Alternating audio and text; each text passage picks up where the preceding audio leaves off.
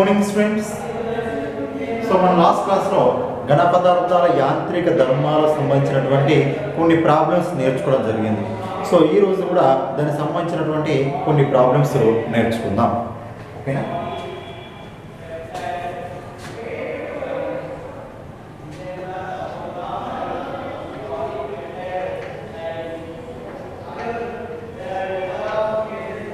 ఒకే పదార్థంతో చేసిన రెండు తీగల వ్యాసార్థాలు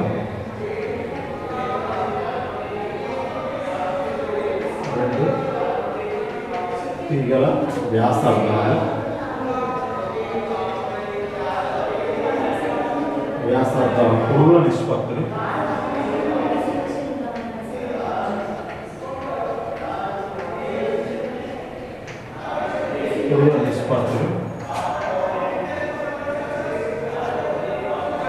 ఒకే విధంగా ఉన్నాయి.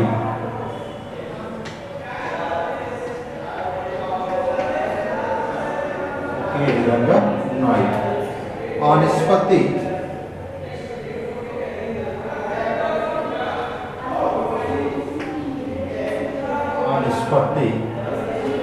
వన్ ఇస్ టు రెండింటిలోనూ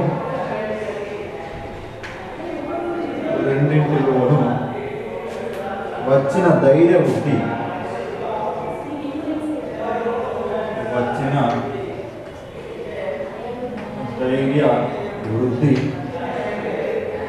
సమానంగా ఉంటే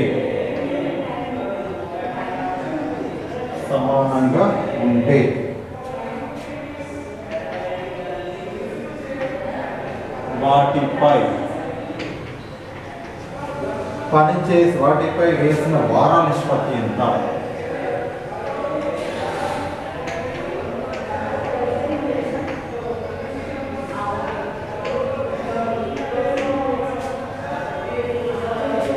ఓకేనా? సో మనకు ఇక్కడ ఇచ్చినటువంటి ప్రాబ్లంలో ఒకే పదార్థంతో చేసిన రెండు తీగల యొక్క వ్యాసార్థాల పొడవుల నిష్పత్తులు ఒకే విధంగా ఉన్నాయి. వ్యాసార్థాలను వాటి యొక్క పొడవుల నిష్పత్తులు ఒకే విధంగా ఉన్నాయి. ఆ నిష్పత్తి ఎంత సార్ అంటే 1:2. రెండింటిలోనూ వచ్చినటువంటి ధైర్య వృద్ధి సమానంగా ఉంటే వాటిపై వేసినటువంటి భారాల నిష్పత్తి ఎంత? ధైర్య వృద్ధి మాత్రం సేమ్ ఉండదు. ఓకేనా? అంటే సాగుదల మాత్రం సేమ్ ఉంది.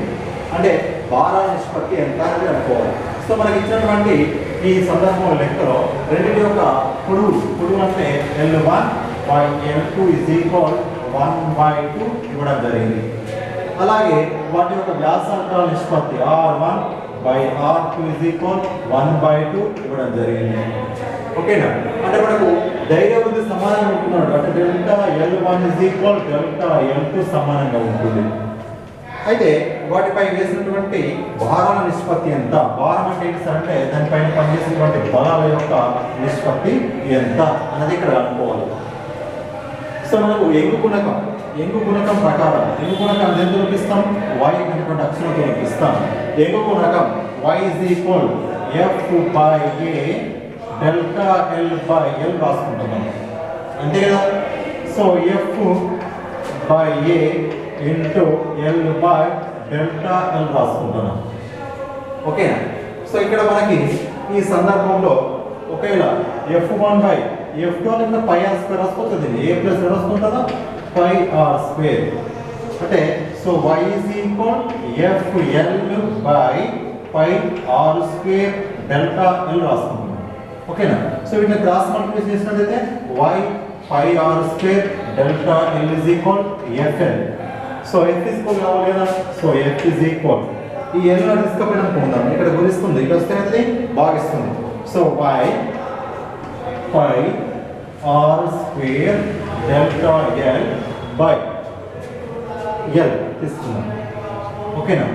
సో ఇక్కడ మనకు F1/F2 ఏం రాసుకుంటాం సార్? ఎంగు గుణకాలు రెండు అంటే ఒకే పదార్థం చేస్తాం కాబట్టి రెండింటి యొక్క ఎంగు గుణకాలు సమానంగా ఉంటాయి. కాబట్టి వైతో మనకు అవసరం లేదు. సో పైతో కూడా మనకు అవసరం లేదు. ఎందుకు సార్ అంటే అది స్థిర పదం. ఓకేనా? డెల్టా ఎల్ కూడా స్థిర పదం. ఎందుకు సార్ అంటే వాటి యొక్క ఇచ్చినటువంటి ధైర్య వృద్ధి సమానంగా ఉంటుందని ఇవ్వడం జరిగింది. కాబట్టి సో డెల్టా ఎల్ కూడా స్థిరమే.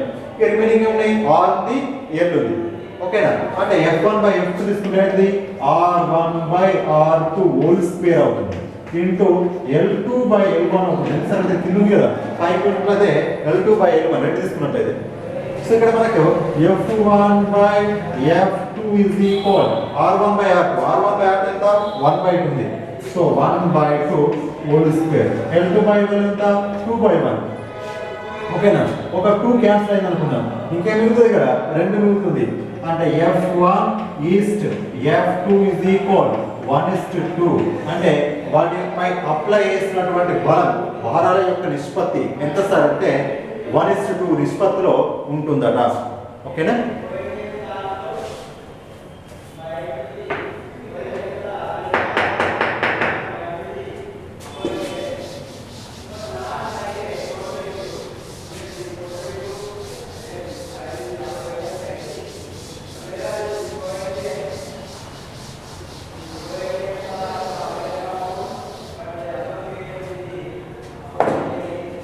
Next problem.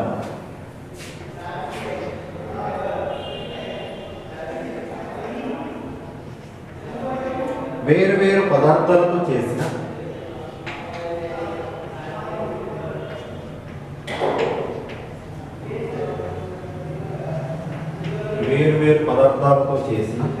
రెండు తీగలు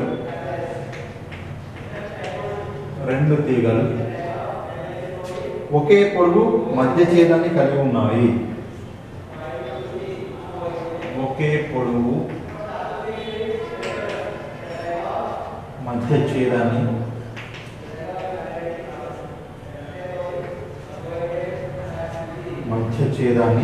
కలిగి ఉన్నాయి.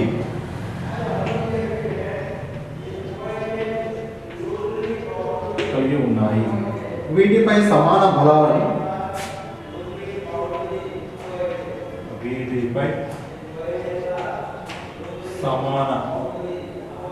బలాలను అనువర్తించినప్పుడు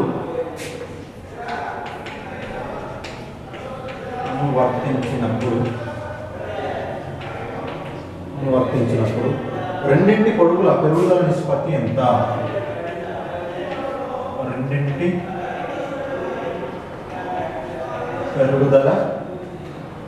పొడుగుల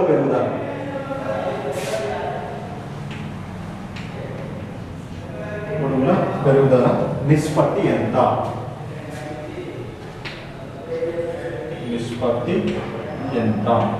ఓకేనా, సో మనకు y1 ఇవ్వడం జరిగింది.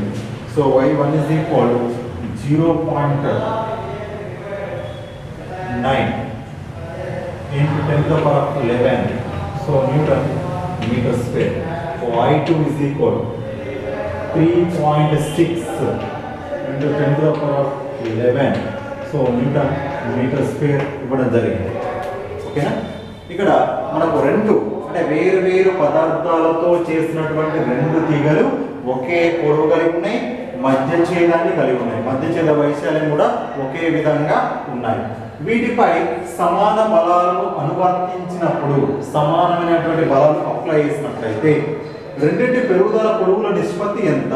పెరుగుదల అంటే డెల్టా ఎల్ అంటే మార్పు ఎంత వచ్చినప్పుడు ఎంగు కూడా కూడా ఇచ్చింది వాటి యొక్క y1 y2 కూడా జరిగింది. ఓకేనా, సో మనకు ఒకే పొడవు ఒకే మధ్య ఛేద వైశాల్యం కలిగి ఉన్నాయి కాబట్టి సో a1 a2 a రాసుకోవచ్చు. అలాగే పొడవు L1 L2 L రాసుకోవచ్చు. ఓకేనా, సమానమైనటువంటి బలాలు ఉన్నాయి కాబట్టి f1 f2 f రాసుకోవచ్చు. అయితే రెండింటి యొక్క పెరుగుదల పొడవులు ఎంత అంటే ΔL1 ఈస్ట్ ΔL2 ఎంత?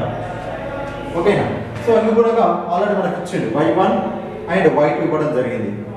నెక్స్ట్ సో మనకు ఎంగు గుణకం y f/a ΔL/L రాసుకోవచ్చు మనం.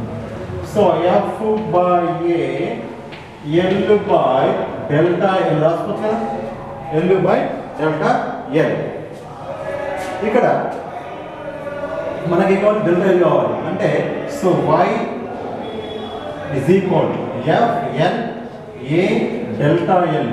సో దీన్ని క్రాస్ మల్టిప్లై చేసినట్లయితే y a ΔL FL ఓకేనా.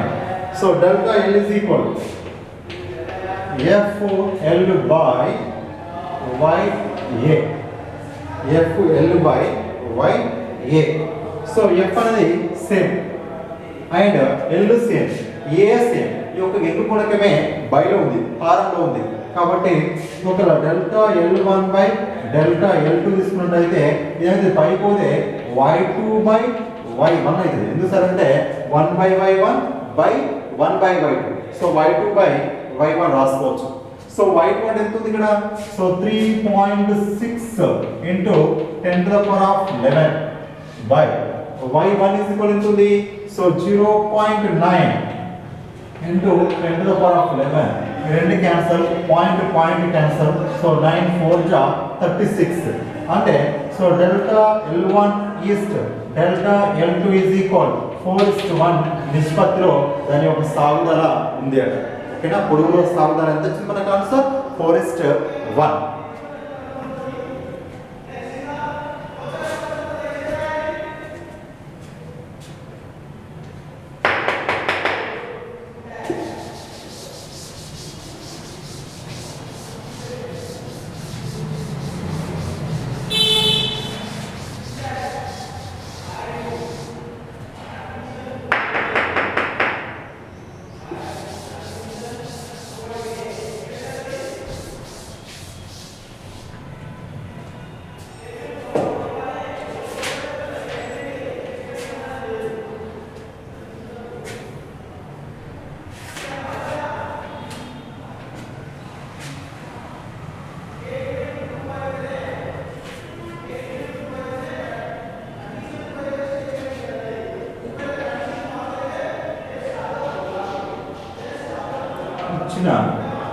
నీటి ఘన పరిమాణం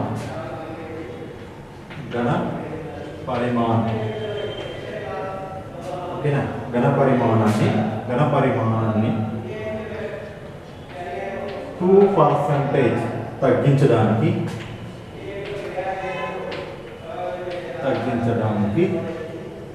ఎంత పీడనం అవసరం అవుతుంది? ఎంత పీడనం అవసరమవుతుంది?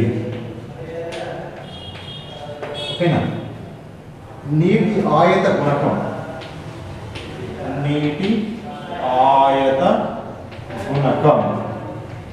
ఎంత ఇచ్చింది సార్ అంటే B is equal 2.2 10⁻9 newton metre inverse ఇచ్చింది. ఓకేనా. సో మనకు ఇచ్చినటువంటి నీటి యొక్క ఘన పరిమాణం ఎంత? నీటి యొక్క ఘన పరిమాణం 2% తగ్గించడానికి అంటే delta V by V is equal 2% తగ్గించడం. ఓకేనా. సో 2% అంటే ఎంత? 2/100 రాసుకోవచ్చు. ఎంత పీడనం అవసరం అవుతుంది? నీటి యొక్క ఆయత గుణకం ఇచ్చిండు అంటే B ఈజ్ ఈక్వల్ ఎంత ఇచ్చిండు?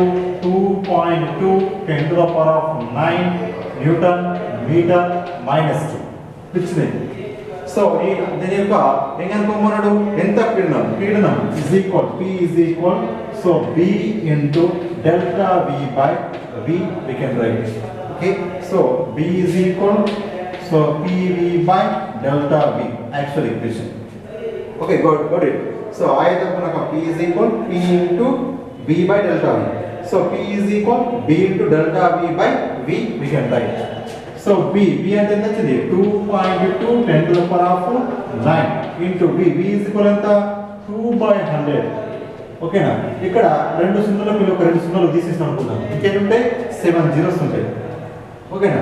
సో 2.2 into 2 4.4 into 10⁻7 వస్తుంది మనకు ఆన్సర్. ఓకేనా.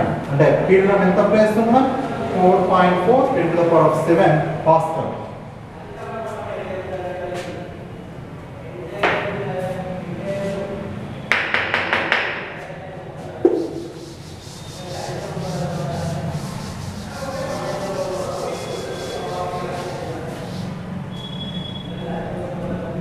సెంటీమీటర్లు ఉన్నటువంటి 20 సెంటీమీటర్లు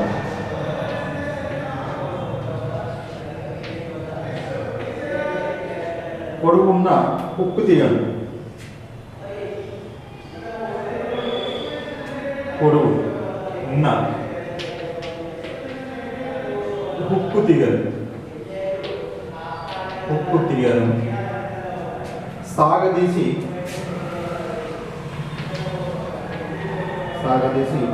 దాని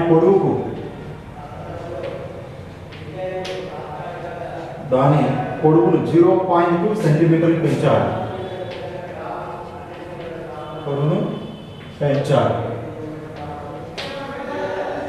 ఉక్కు పాయిజన్ నిష్పత్తి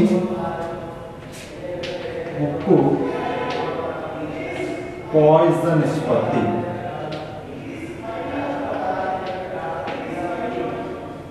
నిష్పత్తి 0.19 అయితే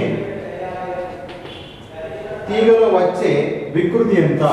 తీగలో వచ్చే పార్శ్వ వికృతి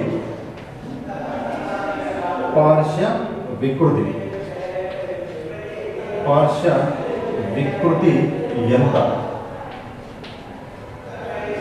ఓకే, పాయిజన్ నిష్పత్తి is equal పాయిజన్ నిష్పత్తి is equal అనుధైర్య అంటే సో మనకి ఇక్కడ వచ్చేసి పార్శ్వ వికృతి బై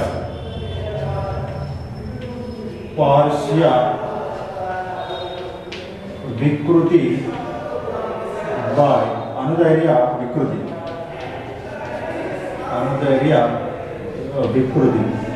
ఓకేనా? సో పాయిజన్ నిష్పత్తి is equal సూత్రం ఏంటి? పార్శ్వ వికృతి బై అనుధైర్య వికృతి. సో మనకి ఇక్కడ పార్శ్వ వికృతి ఎంత లేదు. సో పార్శ్వ వికృతి is equal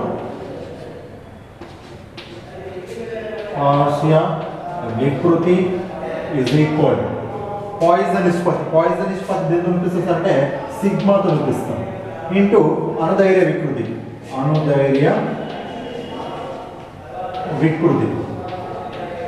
సో అనుధైర్య వికృతి అంటే ఏదో మనకు తెలిసి ఉండాలి. ఓకేనా? సో అనుధైర్య వికృతి అంటే ఏంటంటే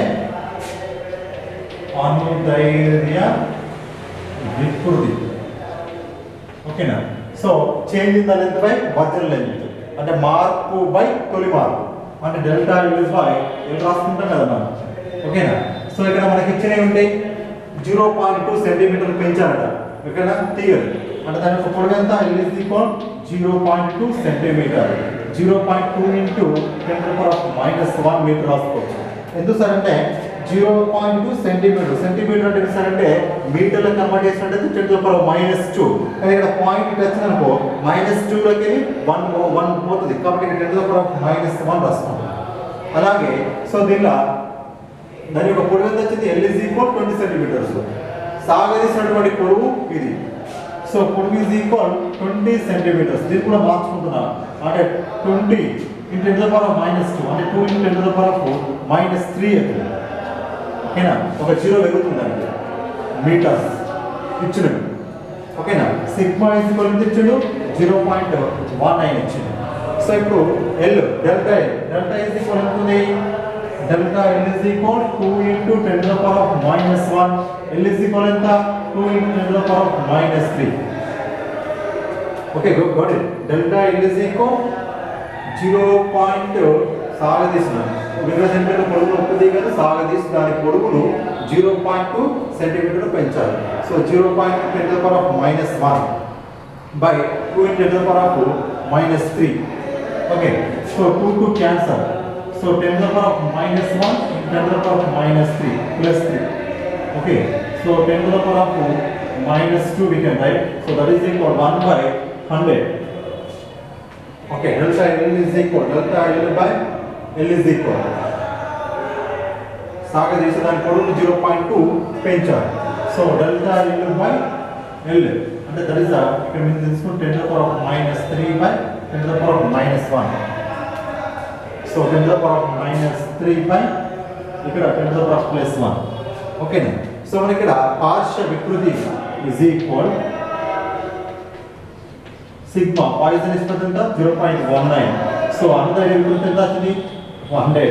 సో 0.00 19 పార్శ్వ వికృతి, దీనికి ప్రమాణాలు ఎటువంటివి ఉండవు.